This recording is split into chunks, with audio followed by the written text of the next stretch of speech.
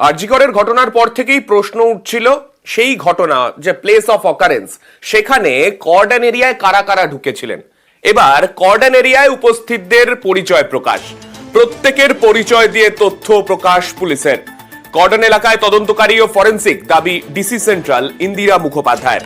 পুলিশের বিরুদ্ধে প্রমাণ লোপাটের অভিযোগ, পরিচয় প্রকাশ করে অভিযোগ খারিজ করলো এবার কলকাতা পুলিশ।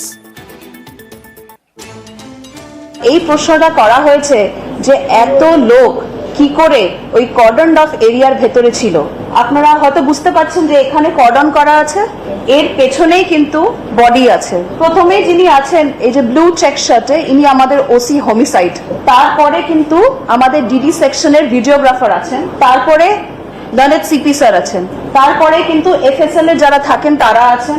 ইনি একদম কর্ডনের সামনে অ্যাডিশনাল সিপি 1 স্যার আছেন, আমাদের ওসি উইমেন গ্রিভ্যান্স সেল উনি এখানে আছেন, তালা থানার যিনি লেডি অফিসার উনি আছেন, তারপরে কিন্তু এফএসএল এর স্টাফ আছে। এখানে এটা আরেকটা ভিউ আর কি, আপনারা দেখতে পাচ্ছেন গলায় স্টেথোস্কোপ আছে। ইনি হচ্ছেন কি আমাদের উইটনেস ডক্টর, যিনি ইনকোয়েস্টের পরে এখান থেকে বেরিয়ে যাচ্ছেন।